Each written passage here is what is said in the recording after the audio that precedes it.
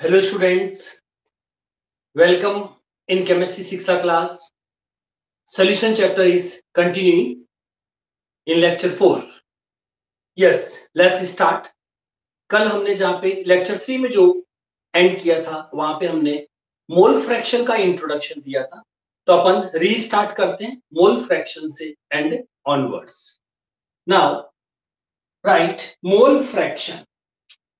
Yes, तो कल हमने थोड़ा सा इंट्रोडक्शन दिया था प्रीवियस लेक्चर में मोल फ्रैक्शन का. अब इसकी डिटेल देखिए. Mole fraction students, mole fraction को सिंबल एक एक्स जैसे बनाते हैं, इसको थोड़ा सा टर्न कर दीजिए, इसको बोलते हैं CHI काई. ठीक है, काई से रिप्रेजेंट करते हैं.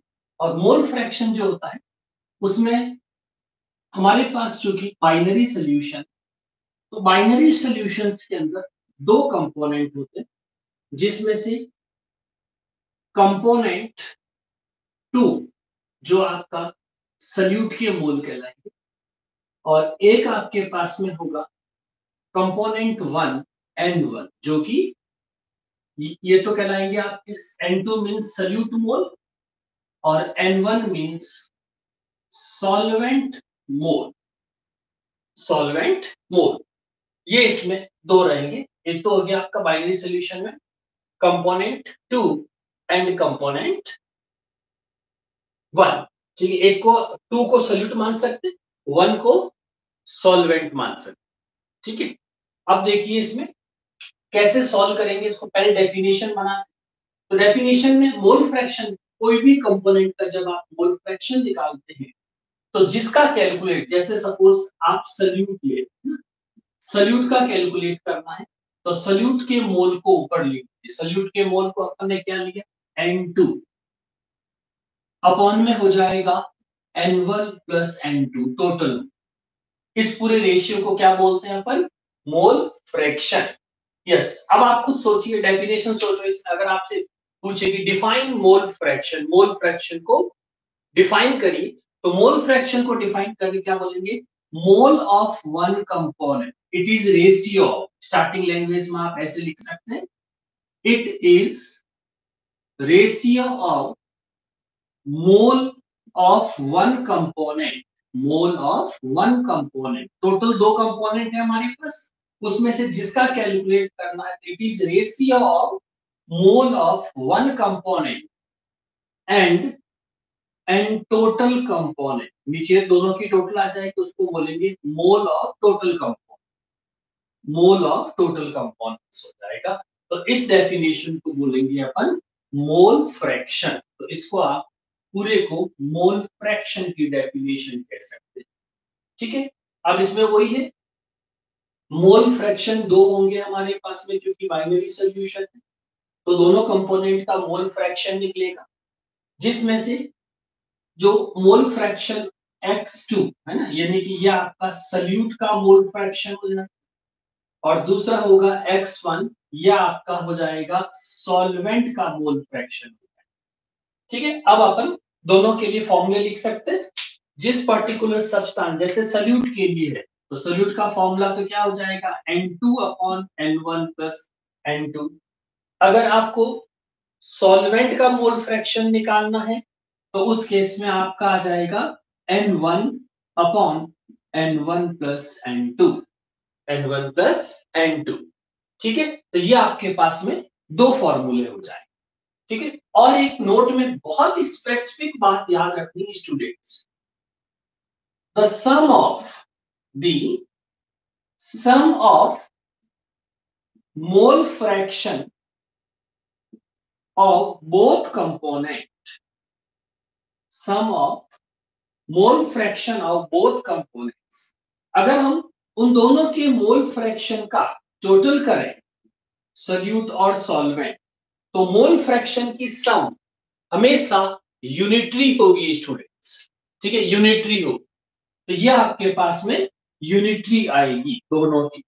इसीलिए एग्जाम में आप दोनों को कैलकुलेट नहीं करेंगे. अभी एग्जांपल दूंगा, किसी एक कंपोनेंट को आप कैलकुलेट करेंगे, किसी एक कंपोनेंट को आप कैलकुलेट करेंगे, और उसके बाद में दूसरे को आप 1 में से माइनस कर देंगे, क्योंकि फ्रैक्शन की टोटल हमारे पास में कितनी आ रही है? वो आ रही है 1 सो एक को कैलकुलेट करके दूसरे को 1 में से माइनस करेंगे तो सेकंड का मोल फ्रैक्शन भी आएगा, तो आपका टाइम सेव हो जाएगा। तो आप दूसरे को इस तरह से कैलकुलेट नहीं करके उसको 1 में से माइनस कर, ठीक है।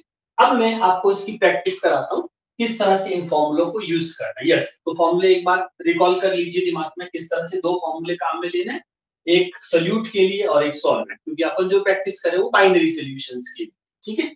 तो ये दोनों रहेंगे और सम हमेशा टोटल कितना आएगा 1। अब आप प्रैक्टिस देखिए इसकी, क्वेश्चन किस पैटर्न का आएगा और आप उसका आंसर कैसे सॉल्व करेंगे, ठीक है। तो अब अपन इसमें प्रैक्टिस करते हैं।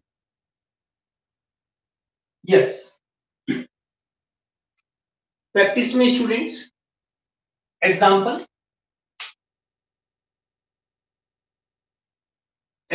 में अपन लेते हैं, सपोज आपसे कहा जाता है 10 mole hydrochloric acid, 10 mole hydrochloric acid dissolved in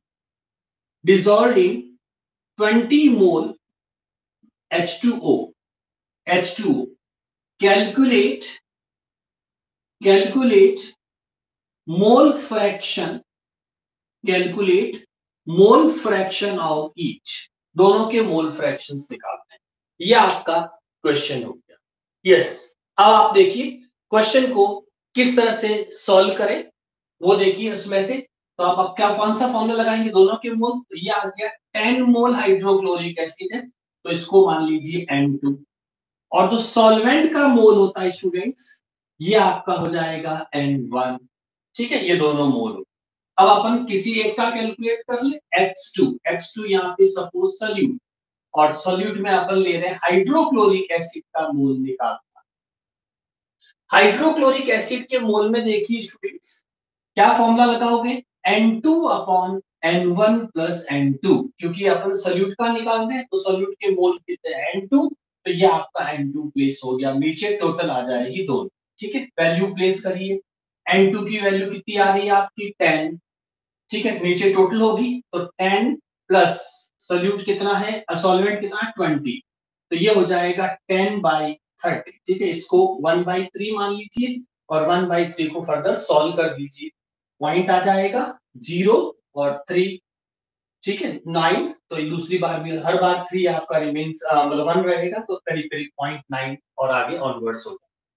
इसी तरह से अब आपको दूसरा जो मैंने कहा था कि दोनों की जो सम होती है मोल फ्रैक्शंस की, जैसे आपके पास में, तो नोट में हमने यही लिखा कि मोल fraction of solute and mole fraction of solvent is always unitary, क्योंकि फ्रैक्शन का सम हमेशा 1 आता है। तो अब अपन क्या करेंगे, x1 को निकालने के लिए फॉर्मूला नहीं प्लेस करेंगे, बल्कि सीधा ये कह देंगे x1 जो यहाँ पे है वो सॉल्वेंट के लिए लिया गया है, और सॉल्वेंट यहाँ पे कौन है H2O, तो ये उसके साथ में H2O प्लेस कर दीजिए।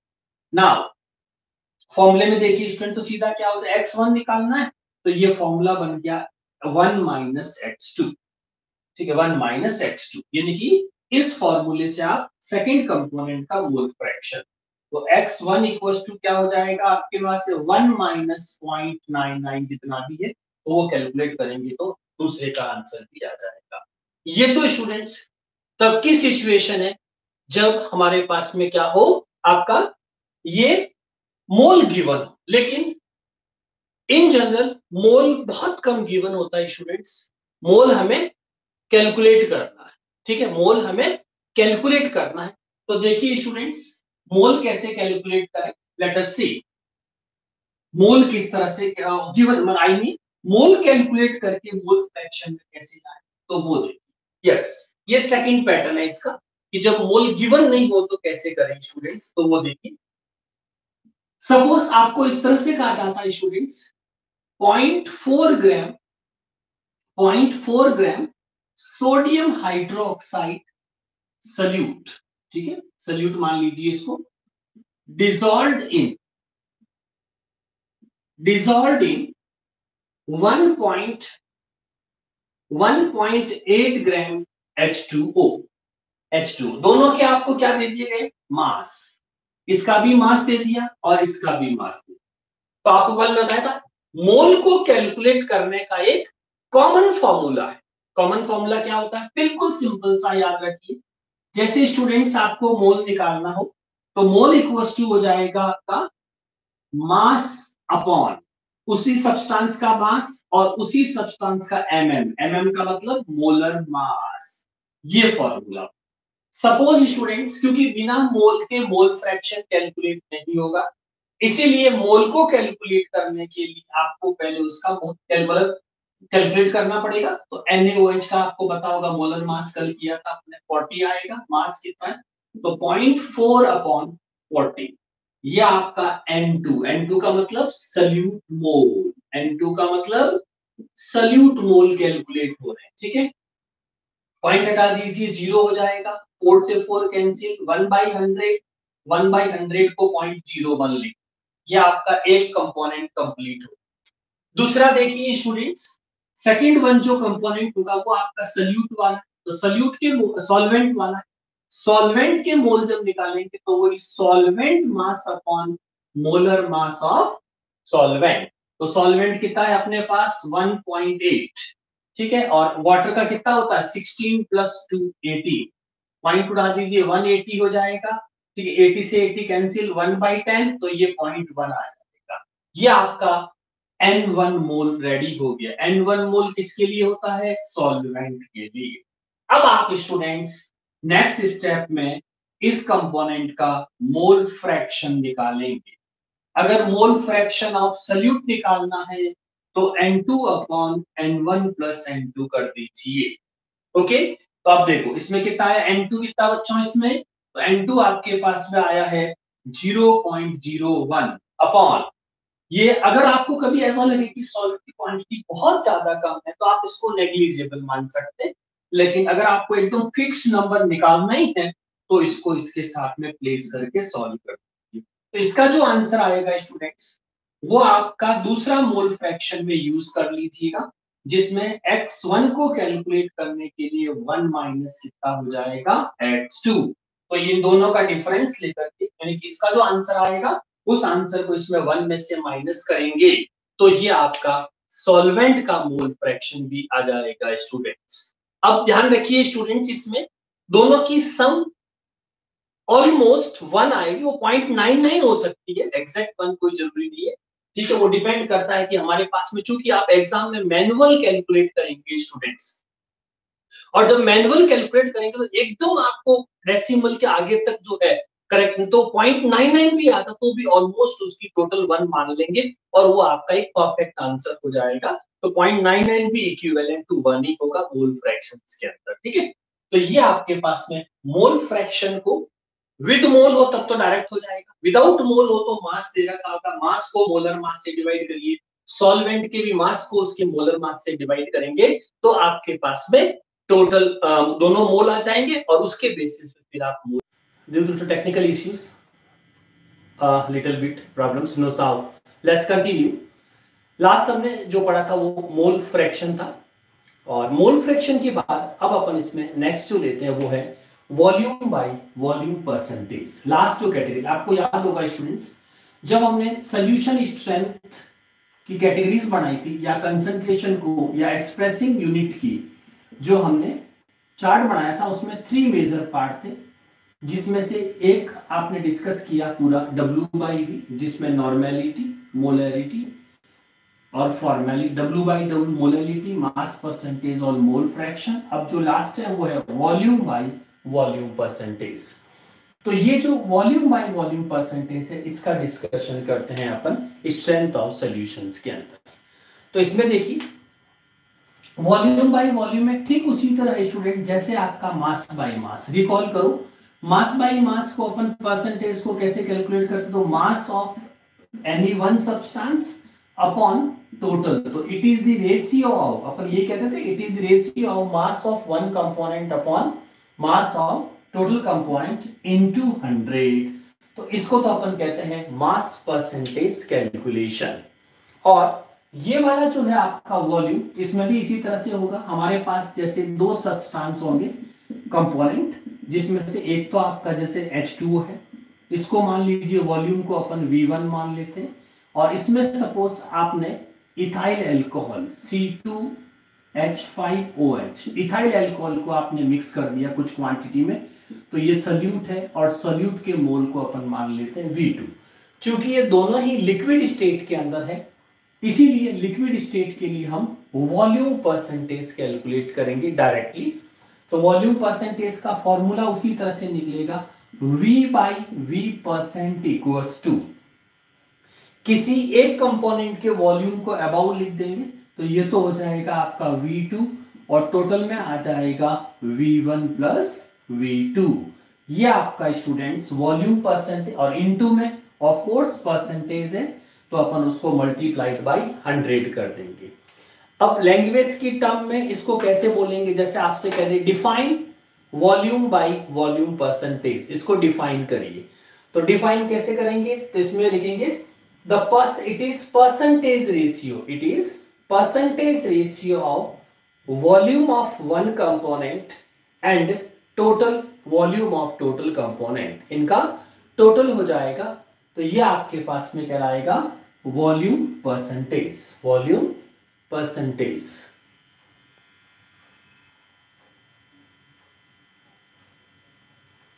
कर लिया। अब अपन इस पे पैटर्न ऑफ क्वेश्चन देख लेते हैं कैसा होगा। यस, तो अब इस पे सुनिए पैटर्न ऑफ क्वेश्चन किस तरह का आएगा। एग्जांपल, जैसे आपसे कहेंगे students 15 ml ethyl alcohol, 15 ml ethyl alcohol dissolved in 75 ml of H2O, calculate volume by volume percentage, calculate volume by volume percentage। Students ये रहेगा। यस, तो आप कैसे सॉल्व करेंगे, तो ये फॉर्मूला यूज करना है, किसी एक कंपोनेंट का परसेंट, जो मोस्टली अपन सॉल्यूट का ही निकालते हैं, तो वॉल्यूम परसेंटेज ऑफ सॉल्यूट, तो सॉल्यूट के अपन ने कितना माना वॉल्यूम को V2, तो ये आपका सॉल्यूट हमेशा स्टार्टिंग में लिखा होता है, तो ये V2 हो गया, और सेकंड पे आपका जो है ये वाला आपका हो गया V1, तो ये हो जाएगा V2 upon V1 plus V2 into 100 ले लेंगे, ठीक है, मल्टीप्लाई। यस, V2 की वैल्यू प्लेस करिए, कितनी होगी 15, और डाउन में टोटल हो जाएगी 15 और 75, तो ये आपका आ जाएगा 15 कितना 90, 75 प्लस 15 90 हो जाएगा, और 19 से इसको कैलकुलेट कर लीजिए, ठीक है, सॉल्व कर लीजिए इसको मोल फ्रैक्शंस को। बस इसका जो परसेंटेज आप इंटू 100 जरूर करिएगा, इंटू 100 है, तो ये आपका 1500 अपॉन 90 हो जाएगा, तो इसको कैंसिल करेंगे तो 9 अपॉन 150, ठीक है, 3 से काट दीजिए इसको, 3 से कितना हो जाएगा, ये 3 3 9 हो जाएगा, और 5, तो ये आपका हो जाएगा 50 अपॉन 3, है ना, 50 अपॉन 3 का फ्रैक्शन निकाल दीजिए परसेंटेज के अंदर, ठीक है। तो ये था स्टूडेंट्स आपका वॉल्यूम परसेंटेज की कैलकुलेशन कैसे आएगी और कैसे अपन उसको सॉल्व करेंगे, ठीक है। अब अपन आगे बढ़ते, तो ये आपका complete students strength of solution और उनके आपस में रिलेशंस वगैरह जितने भी थे, नॉर्मेलिटी, मोलैलिटी, उन सब का कैलकुलेशन इसी तरह से आपने लर्न किया होगा। अब अपन स्टूडेंट्स इस चैप्टर में नेक्स्ट जो पार्ट है वो है solubility of different substances. 3 part आपको और इसमें जो सीखने हैं उसमें से है सॉल्युबिलिटी ऑफ डिफरेंट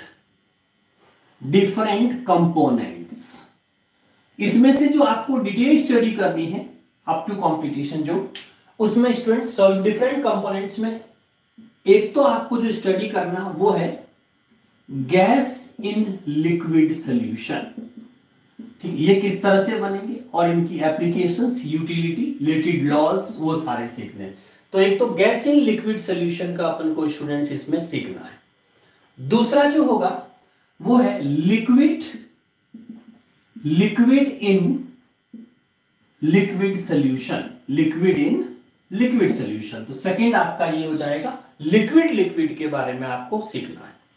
और थर्ड जो स्टूडेंट्स वो है आपका सॉलिड इन लिक्विड, यानी कि हमने जब स्टार्टिंग में टाइप ऑफ सॉल्यूशन, तो वो तो हमारे पास टोटल इसके एग्जांपल्स में आए थे 9 types of solutions, 9 types total, जो अपन देखिए चार्ट बनाया था फर्स्ट लेक्चर के अंदर। यहां पे अब 9 में से जो डिटेल स्टडी आपको जिसकी करनी है, उसमें आपके एक तो है गैस इन लिक्विड, दूसरा है लिक्विड इन लिक्विड, और थर्ड है सॉलिड इन लिक्विड। इन सब की डिटेल स्टडी होते ही ये चैप्टर आपका कंप्लीट होगा। तो उसमें से अपन फर्स्ट पार्ट ले रहे हैं, वो है गैस इन लिक्विड। कौन सा ले रहे हैं? Gas in liquid. जैसे स्टूडेंट्स, जैसे ही गैस इन लिक्विड आता है तो आपके दिमाग में रिकॉल होता होगा कोल्ड ड्रिंक्स, ठीक है। कोल्ड ड्रिंक में जो गैस डिसॉल्व होती है वो किस तरह से रहेगी, पहली चीज। दूसरा, सी वाटर के अंदर जितनी फिशेज है, तो फिशेज आपके अंदर तक जाती है, तो वो पानी के अंदर ऑक्सीजन कहां से लाती है? तो इसका मतलब वाटर के साथ में ऑक्सीजन सोल्यूबल है। तो यहां पे हमें जो सीखना वो सॉल्युबिलिटी फैक्टर सीखना है कि क्या कोई गैसियस कंपोनेंट लिक्विड के साथ में मिक्स हो सकता है क्या। मिक्स इन द सेंस कि उनके बीच में कोई बॉन्डिंग ना हो, लेकिन एक इंटरैक्शन, जिसको अपन कहते हैं फिजिजॉर्प्शन, सरफेस केमिस्ट्री के अकॉर्डिंग जिसको फिजिजॉर्प्शन बोलते हैं। जैसे स्टूडेंट्स हमारे पास में ये सपोज H2O सॉल्वेंट पार्टिकल्स है, और इसकी सरफेस पे कोई गैस CO2 वगैरह वो इंटरैक्ट करती है, और इस इंटरैक्ट करने को बोलते हैं इंटरमॉलिक्यूलर फोर्सेस, IMF। तो कोई भी गैस लिक्विड, लिक्विड का मतलब यहां पे सॉल्वेंट से है, सॉल्वेंट की सरफेस पे इंटरैक्ट करती है, इसके ऊपर होल्ड करती है, तो उस होल्ड करने के बीच में गैस और सॉल्वेंट के पार्टिकल्स के बीच में जो फोर्स क्रिएट होगा, वो वांडरवॉल, हाइड्रोजन जो भी होगा, तो उसको अपन कॉमनली बोलेंगे इंटरमॉलिक्यूलर फोर्स। क्या नाम देंगे? Intermolecular force. अब यहां से ध्यान देना स्टूडेंट, कोई भी गैस की जो सॉल्युबिलिटी होगी वो जिस पैरामीटर से मेजर की जाती है, उस पैरामीटर को, तो इस पे लिख दीजिए साइड में, measurement of gaseous substance in liquid, ठीक है, ऑलवेज टर्म्ड एज, ये याद रखिएगा, टर्म्ड एज, एक वर्ड याद रखना है, एब्जॉर्प्शन कोफिशिएंट। किसी भी गैस का लिक्विड में सॉल्युबिलिटी जिससे मेजर किया जाएगा वो हमेशा एब्जॉर्प्शन कोफिशिएंट ऑफ गैस कहलाएगा। यानी कि अगर मुझे गैस की सॉल्युबिलिटी चेक करनी है, तो मैं जिस टेक्निकल टर्म से अपन उसको मेजर बोलेंगे वो कहलाएगा आपका एब्जॉर्प्शन कोफिशिएंट। तो एब्जॉर्प्शन कोफिशिएंट टर्म्स जो होती है स्टूडेंट्स, वो मेजरली यूज होती है गैस की सॉल्युबिलिटी के लिए। अब यहां पे हम एब्जॉर्प्शन कोफिशिएंट को डिफाइन कैसे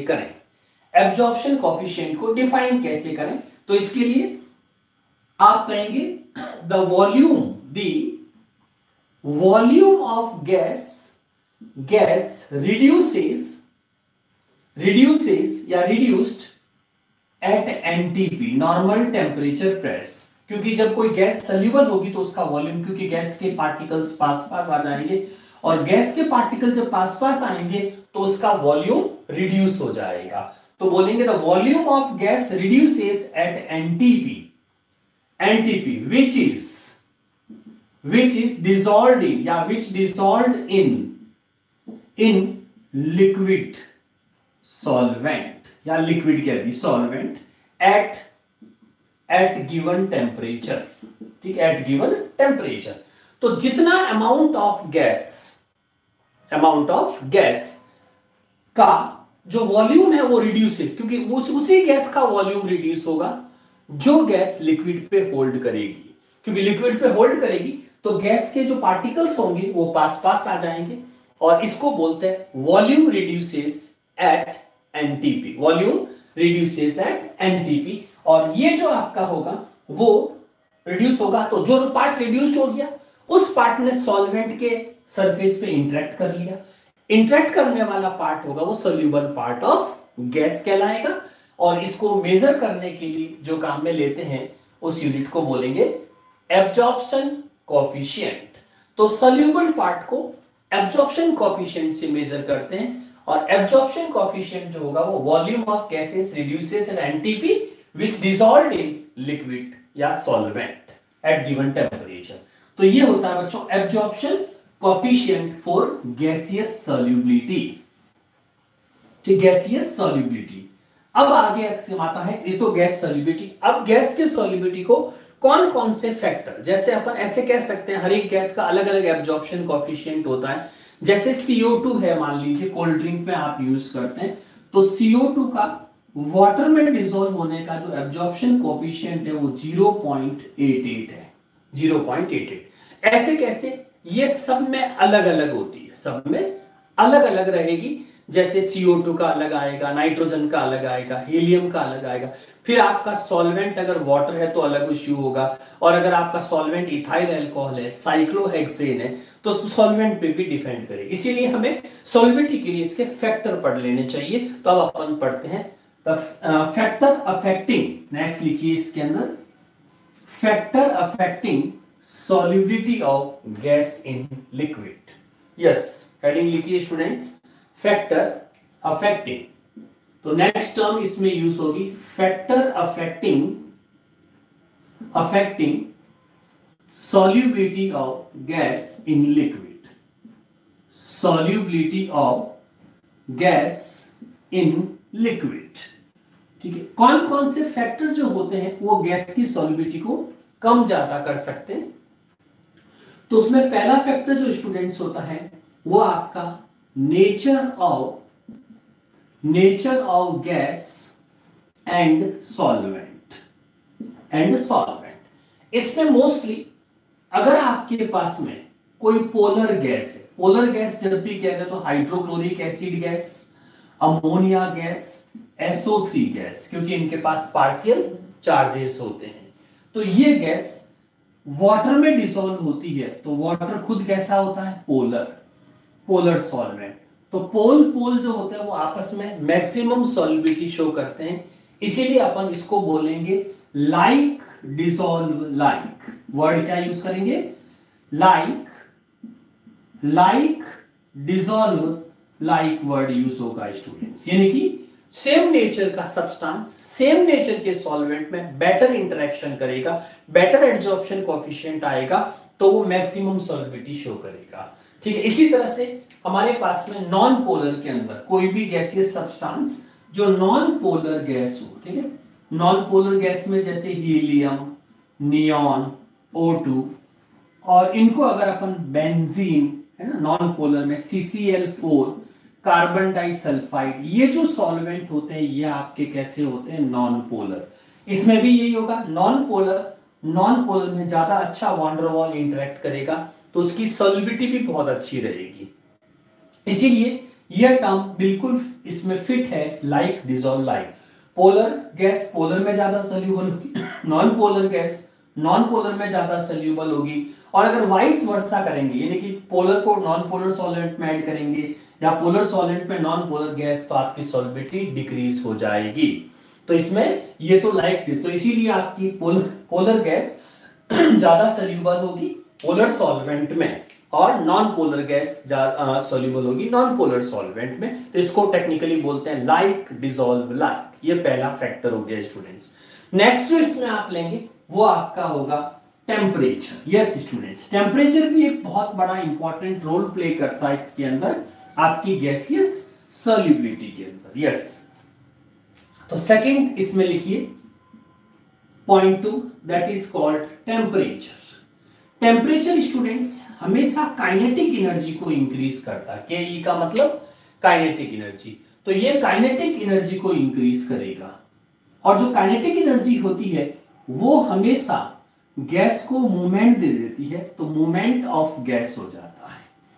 आपको अगर किसी भी लिक्विड, जैसे आपके पास में ये कोई बीकर है, इस बीकर के अंदर आपको गैस को अगर होल्ड करवाना है, तो गैस को सॉल्वेंट के पार्टिकल्स के ऊपर अगर अपन होल्ड कराएंगे, तो होल्ड कराने के जैसे मान लो एक इमेजिन करके अपन लार्ज ये सॉल्वेंट मॉलिक्यूल है H2O या कोई भी, तो उसमें आपको अगर किसी गैस के पार्टिकल्स को होल्ड करवाना है, तो ये जो गैसियस पार्टिकल्स होंगे स्टूडेंट्स, ठीक है, ये गैसियस पार्टिकल ये इस सॉल्वेंट से इंटरेक्ट करेंगे।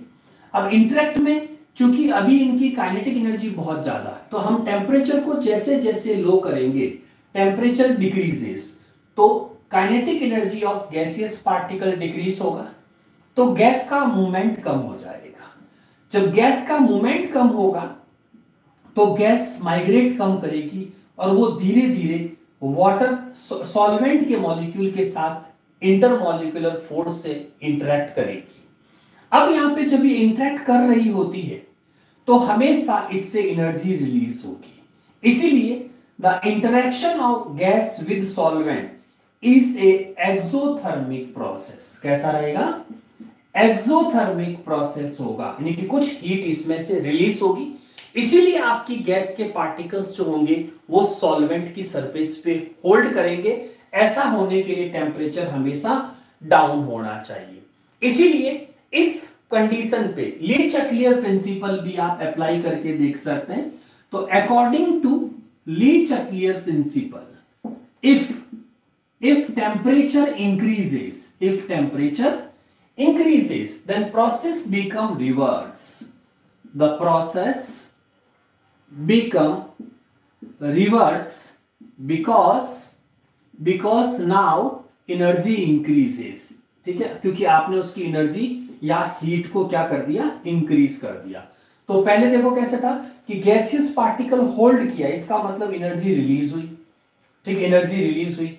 अब वो गैसियस पार्टिकल्स ली चक्लियर प्रिंसिपल के अकॉर्डिंग गैस सॉल्युबल तभी तक है जब तक प्रोसेस आपका एक्सोथर्मिक है। अब जैसे ही इसके ऊपर आप फैक्टर अप्लाई कर देंगे टेम्परेचर रेज होने का, तो ली चक्लियर के अकॉर्डिंग जो इंटरेक्शन हुआ था वो धीरे धीरे वापस डिजॉर्प्शन होना शुरू हो जाएगा, यानी कि प्रोसेस रिवर्स। तो ली चक्लियर प्रिंसिपल में यही है, if factor is applied then equilibrium shifted on that direction by which the applied factor will get neglified। तो उस फैक्टर को अपन नेग्लिफाई कर सके उस डायरेक्शन में जाएगा। तो टेम्परेचर रेज किया, इसका मतलब अब आपका डिजॉर्प्शन होगा, गैस सरफेस से रिमूव होगी, काइनेटिक एनर्जी बढ़ेगी। तो ये प्रोसेस आपका उस अमाउंट को जो अप्लाइड फैक्टर उसको नेग्लिफाई करने के लिए हुआ, तो प्रोसेस रिवर्स हो जाएगा। तो इस तरह से टेम्परेचर फैक्टर हमेशा, तो अपन फाइनली कंक्लूड में ये कह सकते हैं the temperature is reciprocal of solubility of gas, यानी कि किसी भी गैस की solubility हमेशा लो टेम्परेचर पे होगी। तो लो टेम्परेचर अगर होगा तो higher solubility of gaseous component होगा स्टूडेंट्स। तो ये आपका टेम्परेचर फैक्टर जो आपकी गैसियस सॉल्युबिलिटी पे इफेक्ट डालता है, तो वो इस तरह से होगा। थर्ड और बहुत ही इंपॉर्टेंट फैक्टर जो गैसियस सॉल्युबिलिटी को इंडिकेट करता है स्टूडेंट्स, वो आपका है प्रेशर। और प्रेशर में एक बहुत ही स्पेसिफिक लॉ है, इंपॉर्टेंट लॉ है, वो देखिए। तो थर्ड अपन फैक्टर इसमें स्टडी कर रहे हैं। The third factor is called pressure. ठीक है, प्रेशर किस तरह से आपकी गैस की सॉल्युबिलिटी को अफेक्ट करता है।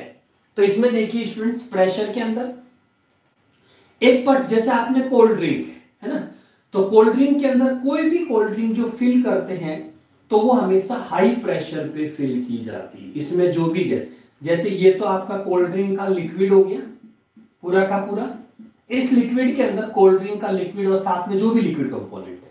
अब इसमें स्टूडेंट्स गैसियस नोजल से अपन CO2 सप्लाई करेंगे इसके अंदर।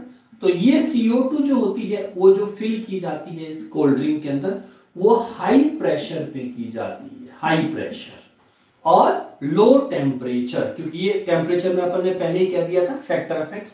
तो इसमें से क्या होगा स्टूडेंट, जैसे ही हाई, तो टेम्परेचर तो ऑलरेडी लो है, अब आप प्रेशर ज्यादा लगाएंगे तो सॉल्वेंट की सरफेस पे गैस का इंटरेक्शन बढ़ जाएगा, यानी कि गैसियस मॉलिक्यूल पे माइग्रेट कम करेगी हाई प्रेशर की वजह से, स्ट्रॉन्ग इंटरमॉलिक्यूलर। तो इसमें लिख दो due to high pressure strong intermolecular force create in between in between gas and solvent. तो गैस और सॉल्वेंट कौन है? वाटर। तो गैस और सॉल्वेंट के बीच में बहुत अच्छा इंटरेक्शन आ जाएगा इस सिचुएशन पे, तो वो गैस आपकी सॉल्युबल फॉर्म में होल्ड हो जाएगी कोल्ड ड्रिंक के अंदर। ठीक है, कोल्ड ड्रिंक के अंदर। अब इसको, इस सॉल्युबिलिटी को समझने के लिए प्रेशर के बेस पे एक लॉ यूज होता है जिसको अपन बोलते हैं Henry law. Very important, Henry's law. ठीक है, हेनरीज लॉ ये कहता है, तो हेनरीज लॉ का स्टेटमेंट्स याद रखिएगा, ये एग्जाम में पूछते हैं बच्चों, Henry's law statement.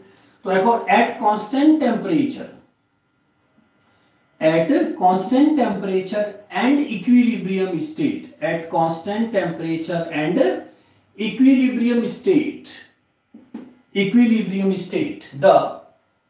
the mass of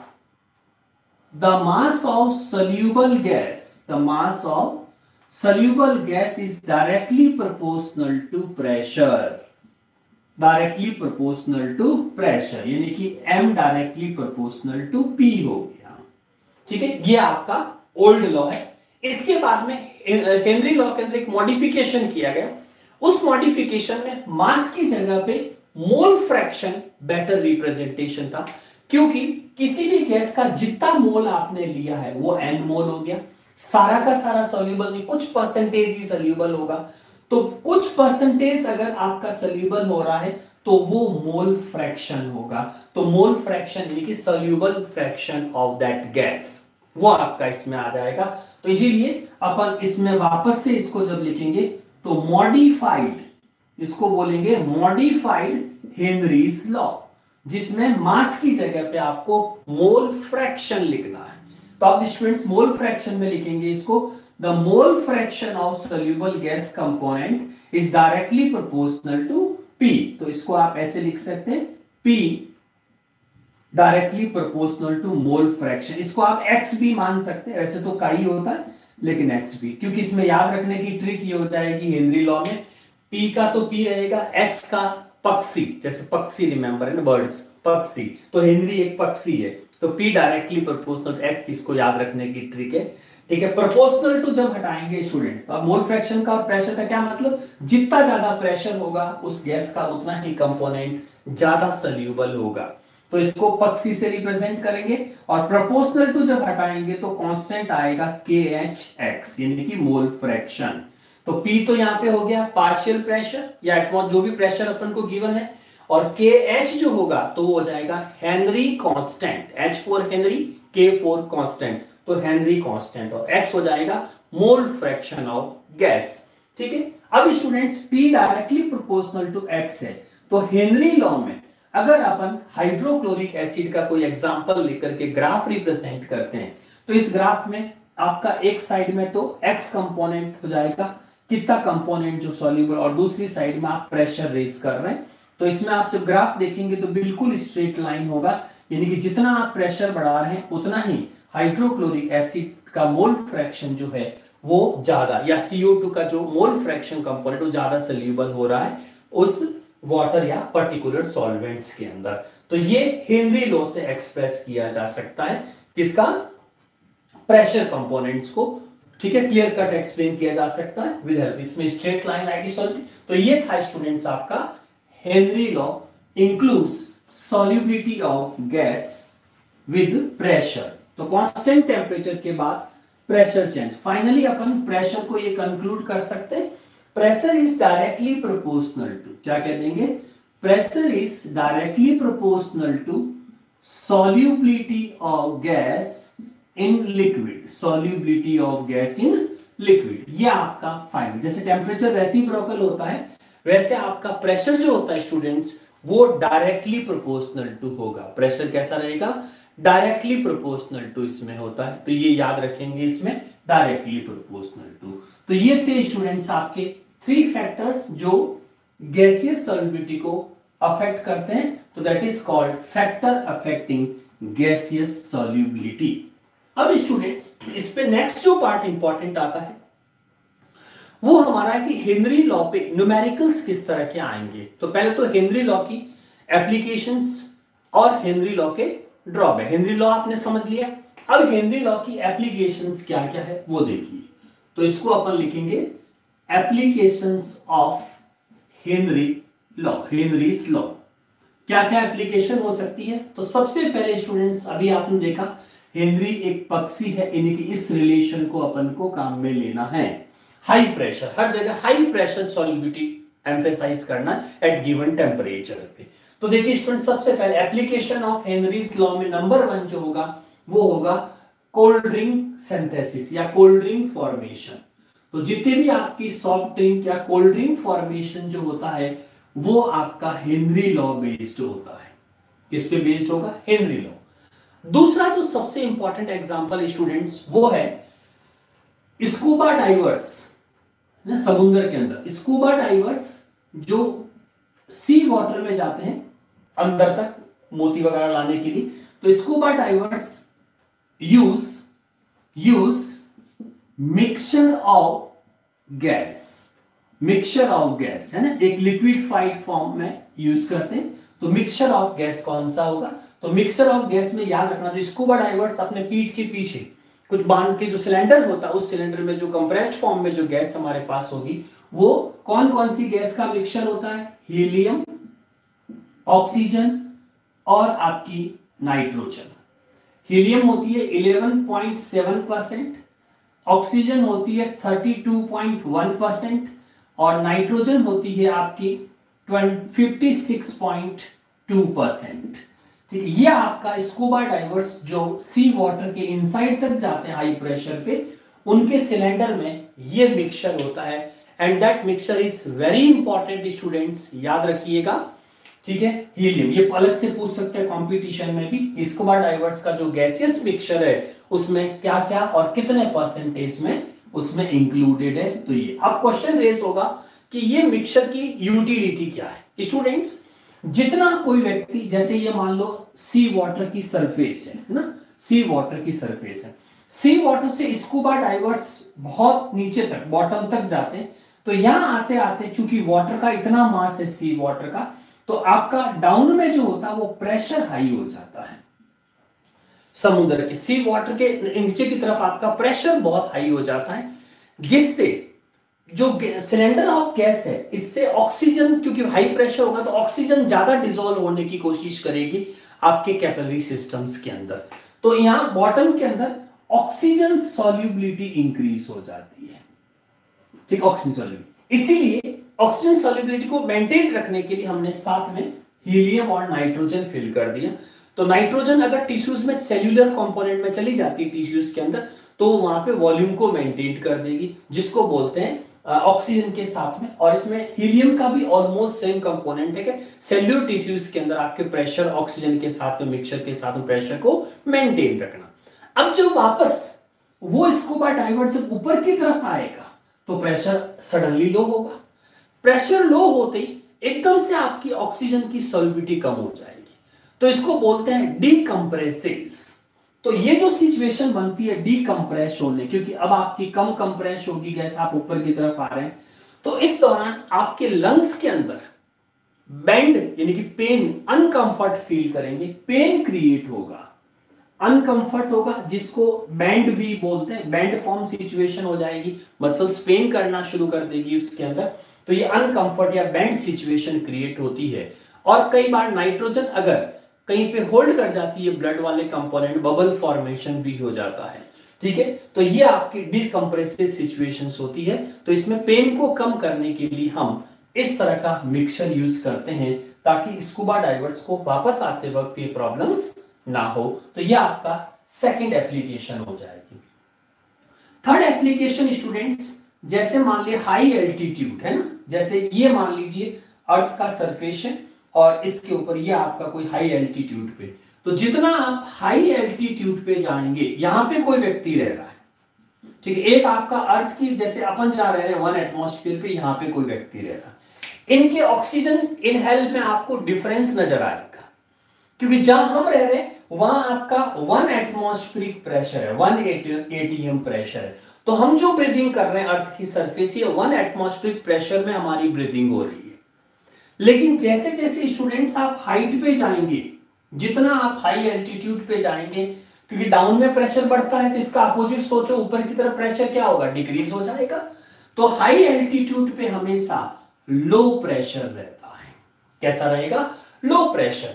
और जितना हाई एल्टीट्यूड पे लो प्रेशर होगा तो आपकी गैस ऑक्सीजन कंपोनेंट लंग्स के थ्रू जो कैपिलरी में जाने वाला, ब्लड में जाने वाला ऑक्सी हीमोग्लोबिन बनाने वाला है, उसकी क्वांटिटी कम रहेगी। क्योंकि जब ऑक्सीजन की सॉल्बिलिटी कम हो जाएगी सेल्यूलर फॉर्म के अंदर, क्योंकि प्रेशर कम हो गया। तो प्रेशर कम होते ही अपन कह सकते हैं O2 solubility decreases, O2 solubility decrease हो जाएगी, तो ऑक्सी हीमोग्लोबिन कम बनेगा, सेल्यूलर टिश्यूज तक ऑक्सी हीमोग्लोबिन नहीं पहुंचेगा, तो उसमें डेफिशिएंसी वर्क आएगा। या ये कह सकते हैं कि जो बहुत लंबे टाइम तक हाई एल्टीट्यूड पे रहते हैं तो उनकी थिंकिंग पावर थोड़ी सी कम हो जाती है, because of O2 solubility is decreases. तो वो जो डिफरेंस आता है थिंकिंग पावर का, वो आता है because of low solubility of oxygen at high altitude.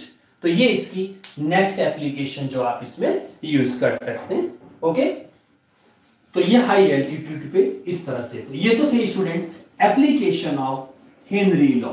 ठीक है, और स्टूडेंट जो हाई एल्टीट्यूड पे रहते हैं, जैसे स्कूबा डाइवर्स को वापस आते वक्त जो डीकंप्रेसेस की प्रॉब्लम्स होती है, वैसे जो हाई एल्टीट्यूड पे रहते हैं उनको एनॉक्सिया की प्रॉब्लम होती है। क्योंकि जितना आपका हाई एल्टीट्यूड पे आप रहेंगे तो वहां ऑक्सीजन जो होगी वो कम रहेगी, या लेस प्रेशर कह सकते हैं अपन इसको, प्रेशर कम होगा। प्रेशर कम होगा तो ये अब जो हाई एल्टीट्यूड पे जो सिचुएशंस बनी है तो आपके ऑक्सीजन सॉल्बिलिटी कम हो जाएगी, तो इसको बोलते हैं एनऑक्सिया। डिजीज कौन सी होगी? एनऑक्सिया। आप अनकंफर्ट फील करेंगे, डिजीनेस आ जाएगी, तो हमारी बॉडी में ऑक्सीजन कम जाती है, तो डेफिशिएंसी, एन का मतलब नो, ऑक्सीजन मतलब, ऑक्सिया मतलब ऑक्सीजन, नो ऑक्सीजन या लेस ऑक्सीजन या डेफिशिएंट ऑक्सीजन, तो टेक्निकल टर्म्स में इसको बोलते हैं एनॉक्सिया। तो एनॉक्सिया हमेशा हाई एल्टीट्यूड पे होता है, जबकि डीकंप्रेसेस या बैंड हमेशा लो सी वाटर के बॉटम की तरफ रहता है, आते वक्त वापस जो स्कूबा डाइवर्स उसमें क्रिएट होता है। तो ये दो चीजें आप इसमें ध्यान रखेंगे, एनॉक्सिया एंड एटॉल। अब आता है ड्रॉबैक्स, है ना, या इसको कह सकते हैं limitation of Henry law. Students, limitation किस तरह से होगी? तो नेक्स्ट हमारे पास इसके जस्ट बाद होगा लिमिटेशन ऑफ हेनरी लॉ।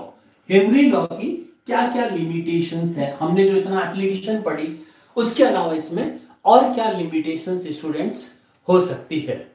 ठीक है, तो देखिए students, limitation of Henry law जो होगा आपका, वो पहला सबसे पहले जैसे आपने कहा कि लो टेम्परेचर पे बहुत अच्छी सॉल्बिलिटी होती है, तो इसमें अपन कह देंगे द टेम्परेचर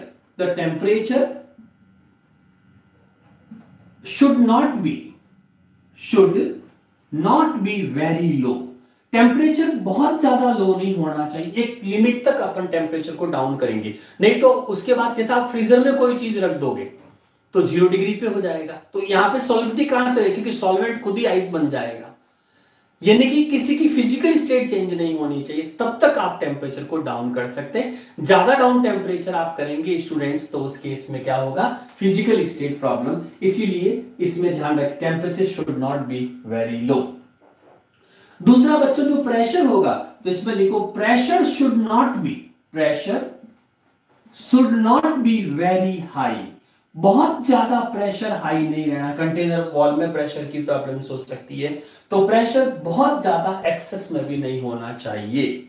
ठीक है, लिक्विफिकेशन, क्रिटिकल टेम्परेचर प्रेशर की सिचुएशन आ सकती है, तो इसीलिए प्रेशर शुड नॉट। थर्ड होगा students, the gas should not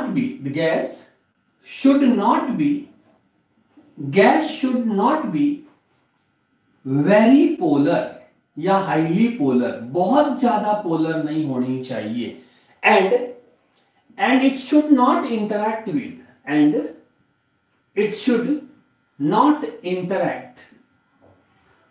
with solvent. Interact का मतलब यहां पे केमिकल रिएक्शंस है। ऐसी कोई गैस नहीं हो कि उसकी पोलैरिटी बहुत हाई हो स्टूडेंट्स और वो आपके सॉल्वेंट से रिएक्ट कर जाए, आयोनाइज्ड हो जाए। इस तरह सॉल्बिलिटी होना और केमिकल रिएक्ट करना दो अलग अलग चीजें, तो सॉल्बिलिटी के दौरान रिएक्शन नहीं होनी चाहिए। जैसे आप देखेंगे अमोनिया इन H2O या हाइड्रोक्लोरिक एसिड इन H2O, इन दोनों पे हेनरी लॉ अप्लाई नहीं होता, जबकि बहुत अच्छी पोलर गैसेस है सॉल्वेंट्स के लिए, लेकिन इन दोनों ही केसेस में आपका हेनरी लॉ अप्लाई नहीं होगा। आप कहेंगे क्यों? तो हेनरी लॉ में स्टूडेंट्स क्या होगा कि जैसे अमोनिया गैस को आप वाटर में मिक्स करेंगे तो ये NH4OH बना देगी, जबकि हमने कहा केमिकली कोई रिएक्शंस नहीं होनी चाहिए, सिर्फ सॉल्युबिलिटी होनी चाहिए, इसीलिए इसमें एप्लीकेबल नहीं होगा। हाइड्रोक्लोरिक एसिड स्ट्रॉन्ग एसिड है तो वो आपका आयोनाइज हो जाएगा H++ और Cl- में, यानी कि उस गैस का केमिकल कंपोजिशन जो है वो सॉल्वेंट में जाके अगर चेंज हो जाता है, ठीक है, सॉल्युबिलिटी के अलावा, तो हमेशा उस पे हेनरी लॉ अप्लाई नहीं होगा। इसलिए इन दो के, अब आपको अगर अमोनिया पे हेनरी लॉ अप्लाई करना है तो उस केस में आपको, क्योंकि अमोनिया और hydrochloric acid highly polar gases है, अगर इस पे अपन को हेनरी लॉ अप्लाई करवाना है तो उस केस में स्टूडेंट्स आपको पोलर सॉल्वेंट की जगह नॉन पोलर सॉल्वेंट लेना पड़ेगा, यानी कि अब हमें अमोनिया को डिसॉल्व करना पड़ेगा बेंजीन में, ताकि पोलैरिटी इंटरेक्शन कम होगा तो गैस आपस में केमिकली रिएक्ट नहीं करेगी, तो उससे आपका इंटरेक्शन जो होगा बढ़ेगा और उससे आपका वापस हेनरी लॉ अप्लाई होगा। तो इन दो केसेस में कोई केमिकली रिएक्शंस भी नहीं होनी चाहिए। तो ये था students theoretical concepts of solubility of gases in liquid include Henry law. अब जो सबसे लास्ट में हेनरी लॉ के जो फॉर्मूला है वो न्यूमेरिकल में कैसे यूज होगा उसकी मैं आपको ट्रिक बता देता हूं। बस आप इसी सीक्वेंस को फॉलो करेंगे तो आपके किसी भी हेनरी लॉ का कोई भी न्यूमेरिकल, यानी गैसियस इन लिक्विड वाले का कोई भी न्यूमेरिकल सॉल्व हो जाएगा। बट इस स्टेप को बिल्कुल उसी तरह से चलाइए जैसा आपका न्यूमेरिक में बता रहा हूं, उस ट्रिक में देखिए। यस, तो अब है Henry law and numericals, Henry loss and इसको वैल्यूज को न्यूमेरिकल में कैसे यूज करें, न्यूमेरिकल्स। तो स्टूडेंट्स कोई भी न्यूमेरिकल, चाहे वो रिटन एग्जाम हो चाहे कंपटीशन एग्जाम हो, तो हेनरी लॉ का परमानेंट सीक्वेंस याद कर लीजिए। पहला स्टूडेंट्स अपन जानते हैं हेनरी एक पक्षी है तो P directly proportional to X, ये तो हो गया आपका हेनरी लॉ। ठीक, अब इस हेनरी लॉ के अंदर सबसे पहले स्टूडेंट्स प्रोपोर्शनल टू उठाएंगे तो P इक्वल्स टू आ जाएगा KHX, ये आपका फाइनल फॉर्मूला आ गया हेनरी लॉ का। सबसे पहले कोई भी हेनरी का न्यूमेरिकल आएगा स्टूडेंट्स, इसमें स्टेप ध्यान से देख लीजिए। कोई भी न्यूमेरिकल में आपसे हमेशा स्टेप 1 में जो कैलकुलेट करवाते हैं वो है मोल फ्रैक्शन। क्या कैलकुलेट करवाते हैं? Mole fraction.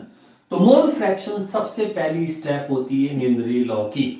मोल फ्रैक्शन कैसे निकालेंगे स्टूडेंट्स? तो ये जो मोल फ्रैक्शन है तो इसको इधर ले आइए तो क्या हो जाएगा P/KH। ये दोनों आपको प्रेशर और हेनरी कांस्टेंट न्यूमेरिकल में दे रखे होंगे, ये दोनों। तो स्टूडेंट इसकी वैल्यू आपको गिवन होगी, नहीं तो आप उसको 1 एटमॉस्फेरिक मान लीजिए और KH हेनरी कांस्टेंट अपन को दे रखा होगा, ठीक है। तो P यहाँ पे प्रेशर की वैल्यू गिवन होगी और आपको हेनरी कांस्टेंट की जो वैल्यू होगी रेस्पेक्टिव गैस के लिए वो आपको गिवन होगी, ये दोनों गिवन होगी तो आपका X कैलकुलेट हो जाएगा। तो यहां से फिर आप जाएंगे स्टेप 2, हेनरी लॉ का न्यूमेरिकल का स्टेप 2 में जाएंगे। स्टेप 2 में जो आपको सॉल्व करना है स्टूडेंट्स वो होगा number of mole of gas, number of mole of gas, ये आपसे कैलकुलेट करवाएंगे। तो आप देखो स्टूडेंट्स इस स्टेप से आपका मोल फ्रैक्शन आ गया X। X क्या होता है ये हमने पढ़ा, मोल फ्रैक्शन मान लीजिए गैस का है तो ऊपर क्या आएगा गैस का कंपोनेंट, ठीक है, जिसको N2 मान ले और N1 प्लस N2, ठीक है। तो N2 यहां पे क्या है गैसियस मोल, N2 तो हो जाएगा गैसियस मोल और N1 हो जाएगा बच्चों सॉल्वेंट मोल, ठीक है, सॉल्वेंट मोल। सॉल्वेंट में स्टूडेंट चूंकि गैस की सॉल्युबिलिटी बिल्कुल कम होती है इसीलिए इसमें नीचे जो N2 वैल्यू स्टूडेंट्स इसको आप नेग्लिजिबल मान सकते हैं, इसीलिए इसमें से आप कह सकते हैं कि N1 is higher than N2। तो इसमें ये पार्ट आप हटा सकते हैं तो आपका न्यूमेरिकल फॉर्मूला इजी हो जाए और यही आपको काम में लेना सॉल्व में। तो अब फाइनल आ गया, mole fraction of gas equals to mole of gas upon mole of solvent. बस इस फॉर्मूले से आप क्या निकालेंगे, number of mole of gas. तो यहां पे number of mole of gas कौन सा है, ये रहा, ठीक है। तो N2 को इधर ले आइए, तो N2 इक्वल्स टू क्या हो जाएगा, मोल fraction of gas into mole of solvent. अब यहां पे एक छोटी सी चीज और याद रखनी है स्टूडेंट्स, N1 जो है वो आपका क्या है, मोल ऑफ सॉल्वेंट है, मोल ऑफ सॉल्वेंट है, ठीक है। इस मोल ऑफ सॉल्वेंट कैसे, तो मोस्टली जैसे आप चेंज भी हो सकता है, लेकिन मोस्टली 1 लीटर वाटर के लिए दिया जाता है। तो 1 लीटर जो होता है, वाटर की डेंसिटी 1 होती है, तो 1 लीटर को 1 kg और 1 kg को अपन 1000 ग्राम मान सकते हैं। तो वाटर की डेंसिटी अगर 1 मान ले, 0.997 है, तो 1 के हिसाब से उसका जितना ml है 1000 ml 1000 ग्राम हो जाएगा। और इस 1000 ग्राम क्या हो गया, मास, और वाटर का मोलर मास कितना होता है 18, तो ये 55.5 मोल। तो ये 1 लीटर के लिए स्टूडेंट्स वाटर का 1 लीटर का कितना मोल बनेगा, ये परमानेंट याद कर लीजिए ताकि न्यूमेरिकल में टाइम वेस्ट ना हो। तो ये आप याद रख सकते हैं 55.5 1 लीटर अगर न्यूमेरिकल में दे रखा है तो अब स्टूडेंट्स ये हो गया, ठीक है। एक तो न्यूमेरिकल जो हेनरी का आएगा वो स्टेप 2 तक की पूछते हैं, जिसमें मोल ऑफ गैस निकल जाएगा, पहली चीज। लेकिन अगर इसी न्यूमेरिकल में इनको मार्क्स बढ़ाने होते हैं, यानी कि मार्क्स वाले 1 की जगह 2 मार्क्स का आ गया, तो एक स्टेप और सॉल्व करवाएंगे जिसको नाम देना है step 3।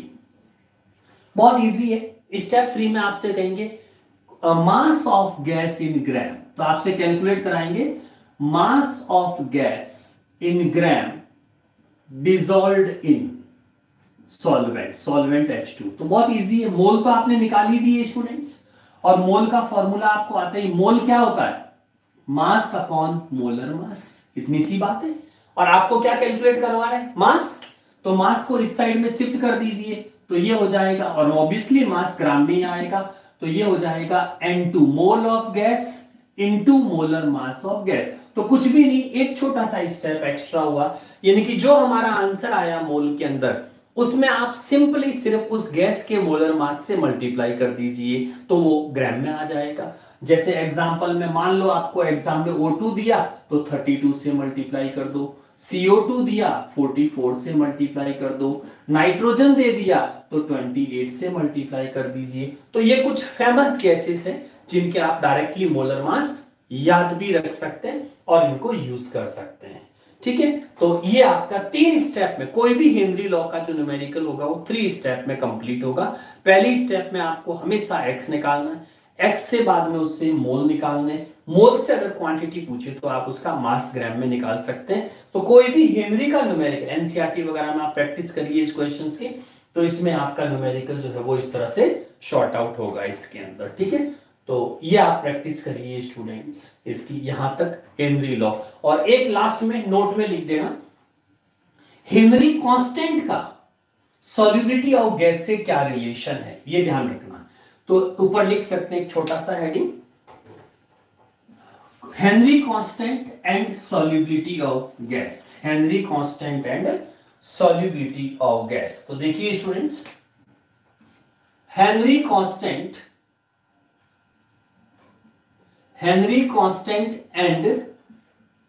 And solubility of gas, इसमें हमेशा याद रखिए students, the KH is reciprocal of, क्योंकि टेम्परेचर डिपेंडेंट है, टेम्परेचर के साथ रेज होगा और गैस की सॉल्युबिलिटी कम हो जाएगी।